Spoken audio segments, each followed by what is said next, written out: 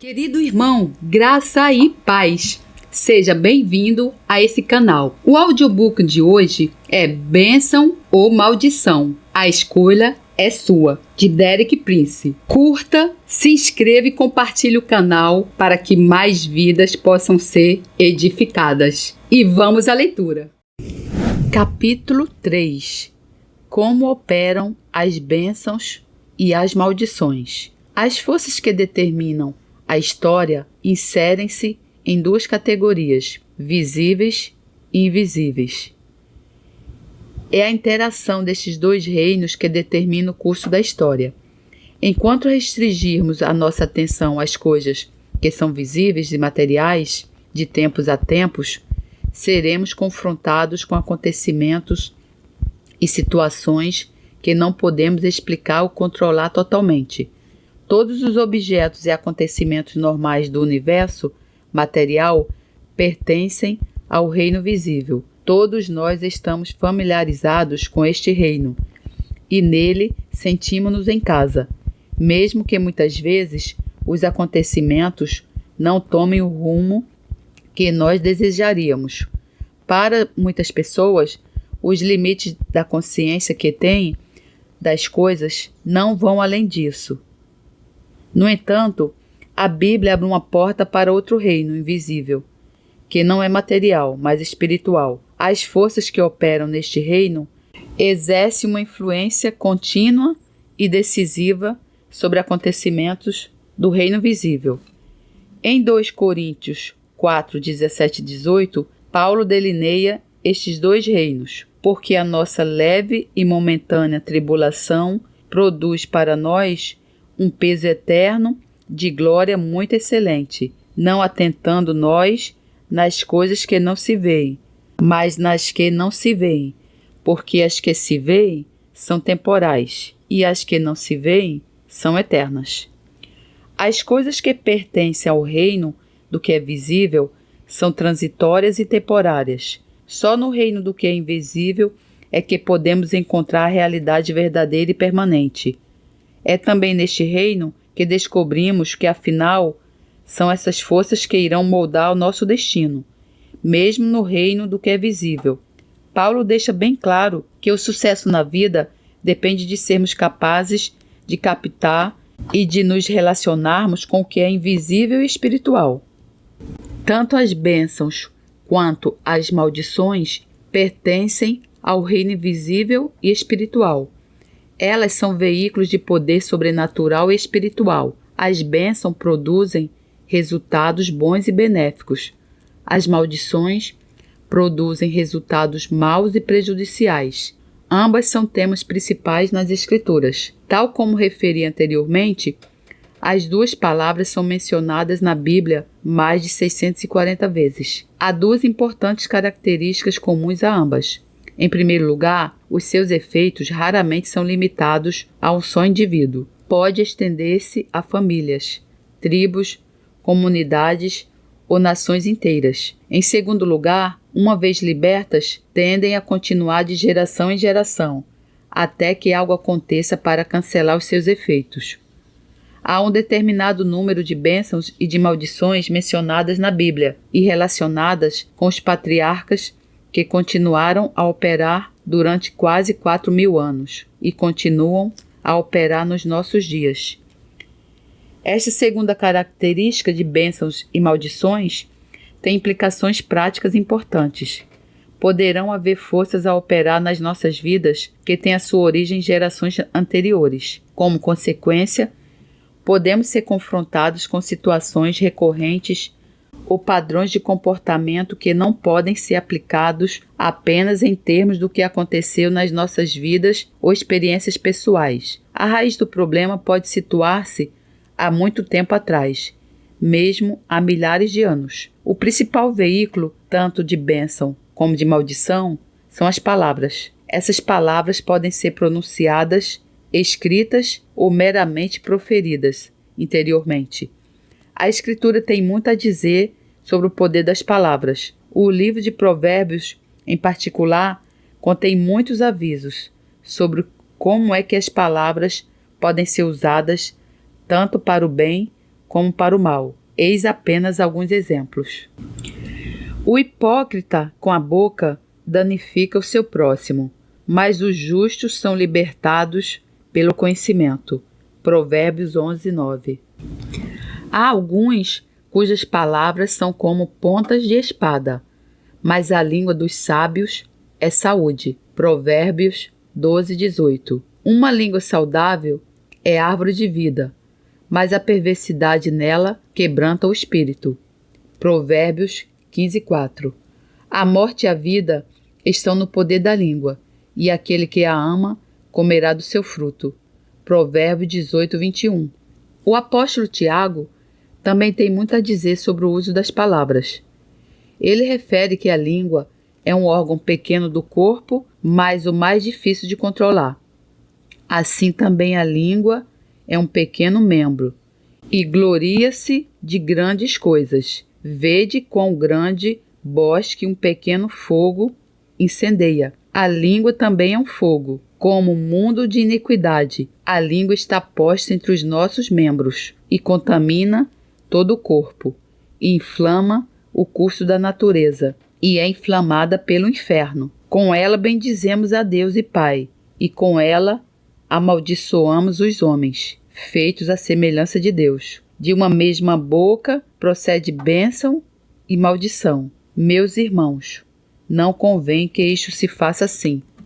Tiago 3, 5 e 9 e 10. Tiago usa um conjunto de imagens muito explícitas para realçar o tremendo poder que as palavras têm para afetar pessoas e situações, tanto para o bem como para o mal. É significativo o fato dele escolher bênçãos e maldições, como palavras que podem estar carregadas desse tipo de poder quase ilimitado. No entanto, as palavras não são o único canal através do qual o poder espiritual das bênçãos e das maldições podem ser transmitidas. Há várias formas através das quais, por vezes, os objetos físicos se podem tornar veículos desse tipo de poder. Em Êxodo 30, 22, 33, o Senhor deu instruções a Moisés para fazer um óleo especial para ungir, que deveria ser usado apenas e exclusivamente para ungir o tabernáculo, os objetos que nele havia, e também os sacerdotes que ministrassem no tabernáculo. Em Levítico 8, 12, lemos como esse óleo foi aplicado. No versículo 10, 12, o relato conclui: Então Moisés tomou o azeite da unção e ungiu o tabernáculo e tudo o que havia nele, e o santificou, e dele espargiu 7 vezes sobre o altar, e ungiu o altar e todos os seus casos, como também a pia e a sua base, para santificá-los. Depois derramou do azeite da unção sobre a cabeça de Arão e ungiu para santificá-lo. Nesta passagem, a palavra santificar significa separar para Deus, tornar santo. Deste modo, o óleo de unção tornou-se um veículo para transmitir a bênção de santidade tanto ao tabernáculo e ao que nele havia, como aos sacerdotes que ministravam naquele lugar. Mais tarde, na história de Israel, foi usado azeite para transmitir a bênção apropriada aos reis que deveriam governar o povo em nome de Deus. Em 1 Samuel 16:13, temos o registro de como o profeta Samuel separou Davi como rei escolhido por Deus. Então Samuel tomou o vaso de azeite e ungiu no meio dos seus irmãos. E desde aquele dia em diante, o Espírito do Senhor se apoderou de Davi. O óleo derramado por Samuel sobre a cabeça de Davi tornou-se um canal através do qual a bênção do Espírito Santo foi liberta na sua vida, para o equipar para desempenhar o seu cargo de rei. No Novo Testamento, os elementos empregues na ceia do Senhor também se tornam canais da bênção de Deus para aqueles que os tomam. Em 1 Coríntios 10:16, Paulo diz: Porventura, o cálice de bênção que abençoamos não é a comunhão do sangue de Cristo? Para aqueles que participam na ceia do Senhor com a fé bíblica, Estes elementos transmitem a bênção de Deus. Paulo fala especificamente do cálice de bênção, ou seja, o cálice que transmite as bênçãos da nova aliança àqueles que dele beberem. Contudo, devemos realçar que em todas as ordenanças acima descritas não há lugar para magia. As bênçãos não são alcançadas através dos objetos físicos em si. Elas são transmitidas somente àqueles que obedecerem à vontade de Deus, tal como ela é revelada na Escritura, e que, através da sua fé pessoal e obediência, receberam o que lhes é oferecido através dos objetos físicos. Não há bênção sem fé e obediência. Não há bênção sem fé e obediência. Pelo contrário, em 1 Coríntios 11:29, Paulo diz em relação aos elementos da ceia do Senhor: porque o que come e bebe indignamente, come e bebe para sua própria condenação, não discernindo o corpo do Senhor. As alternativas são, pois, as seguintes: a fé e a obediência recebem a bênção de Deus através dos elementos. A incredulidade e a desobediência provocam o julgamento de Deus. Da mesma forma, em ambos os casos, é através dos objetos físicos usados na ceia do Senhor que o poder espiritual é transmitido, seja para a bênção ou para julgamento. Números 5, 11 e 31 descreve uma cerimônia usada para determinar se a esposa de um homem lhe tinha sido infiel ou não. São requeridas orações e sacrifícios apropriados, mas o centro do cerimonial está num copo de água. Dentro deste, o sacerdote mistura pó do chão do tabernáculo com tinta, a qual foi raspada de uma maldição escrita. A mulher deverá então beber a água. Se ela for culpada, o resultado da maldição escrita será manifestado no seu corpo físico. O seu ventre se inchará e a sua coxa descairá, e aquela mulher será por maldição no meio do seu povo. Será esse o castigo pelo seu pecado. Neste caso, o copo de água é o meio através do qual a maldição é transmitida. Por outro lado, se a mulher estiver inocente, a água não produzirá qualquer efeito nocivo. Deus terá desta forma vingado a sua justiça, e o seu marido deixará de ter liberdade para fazer qualquer outra acusação contra ela. A sua inocência tê-la-á protegido da maldição. Os vários exemplos acima referidos estabelecem uma importante verdade bíblica. Em determinadas circunstâncias, tanto as bênçãos como as maldições podem ser transmitidas através de objetos físicos. Por outro lado, se desviarmos a nossa atenção das práticas bíblicas para todas as diferentes formas de religião falsa e ocultismo, praticamente não haverá limite para as formas em que os objetos físicos se podem tornar canais de maldições. Em Êxodo 24:5, no segundo dos 10 mandamentos, Deus proíbe explicitamente que se faça qualquer tipo de ídolo ou imagem com objetivos religiosos. E ele avisa que aqueles que quebrarem este mandamento trarão julgamento não apenas sobre si mesmos, mas também sobre pelo menos 3 gerações seguintes. Não farás para ti imagem de escultura, nem alguma semelhança do que há em cima dos céus, nem embaixo da terra, nem nas águas debaixo da terra. Não te encurvarás a elas, nem as servirás, porque eu, Senhor, teu Deus, sou Deus zeloso, que visito a maldade dos pais nos filhos, até a 3ª e 4ª geração, daqueles que me aborrecem. Há um variado leque de objetos que se inclui nesta proibição. No meu caso, que já descrevi, os dragões chineses bordados expuseram-me à influência invisível de uma maldição. É verdade que eu não tinha qualquer intenção de os adorar. Ainda assim, representavam algo que tinha sido um objeto de idolatria durante muitos séculos. Eles abriram um canal dentro da minha casa para o poder maligno da adoração pagã que era praticado há milhares de anos. Mais tarde, refletindo sobre o passado, apercebi-me de um efeito específico que aqueles dragões tinham tido sobre mim. Eles não eram apenas uma barreira que me impedia de prosseguir para a bênção da prosperidade, mas também me impediam de ver que a bênção estava mesmo ali. Só depois de ter sido liberto da sua influência é que consegui discernir pela fé o que Deus tinha preparado para mim. Desde essa altura, tenho observado o mesmo efeito na vida de muitas pessoas que estão debaixo de uma maldição. A maldição impediu-as não só de receberem a bênção que Deus lhe está a oferecer, mas também as impede de se aperceberem que a bênção está ali para receberem. Só quando o Espírito Santo faz brilhar a luz das Escrituras nas nossas vidas é que começamos a entender que o diabo nos tem andado a aldrabar e enganar.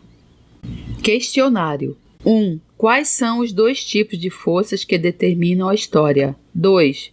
Verdadeiro ou falso? As coisas que pertencem ao reino invisível são transitórias e não permanentes. 3. Quais são as 2 características importantes e comuns, tanto para as bênçãos como para as maldições?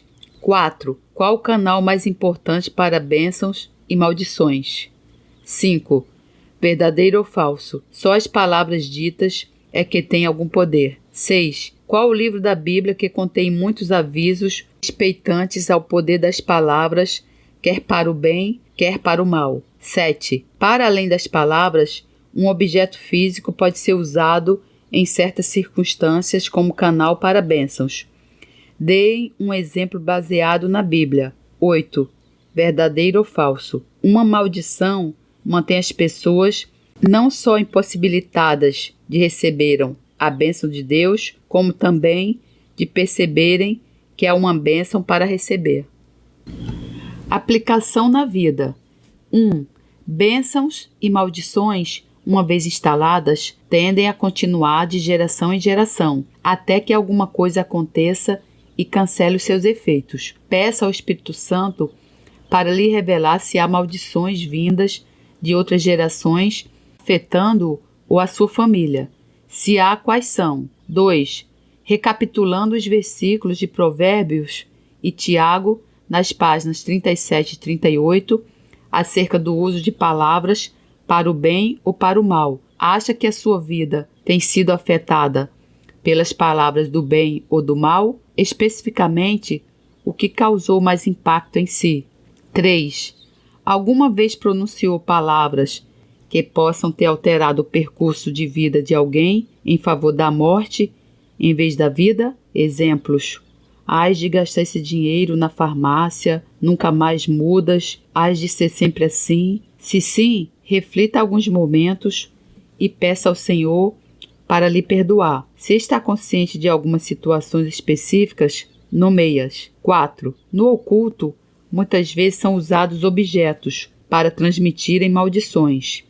Lê Êxodo 20, 4, 5, referindo os avisos do Senhor para nós, tendo em conta esse tipo de desobediência. Versículo para memorizar. A morte e a vida estão no poder da língua, e aquele que a ama comerá do seu fruto. Provérbios 18, 21. Proclamação de fé. Jesus, escolho esse dia para ser um canal de bênçãos e não de maldições. Ajude-me a falar as palavras da vida, em vez das palavras da morte. Respostas. 1. Visível e invisível. 2. Falso.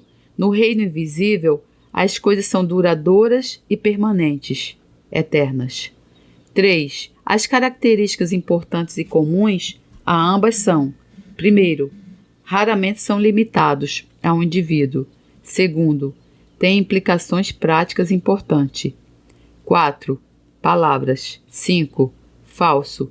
A palavra tem poder independentemente da forma como é expressada, falada, escrita ou proferida interiormente. 6. Provérbios. 7. A unção de óleos usados para santificar os elementos da ceia do Senhor. 8. Verdadeiro. Glória a Deus, louvado seja o Senhor, que a graça do Senhor Jesus Cristo, o amor de Deus e a comunhão do Santo Espírito estejam com vocês. Amém. Deus lhe abençoe.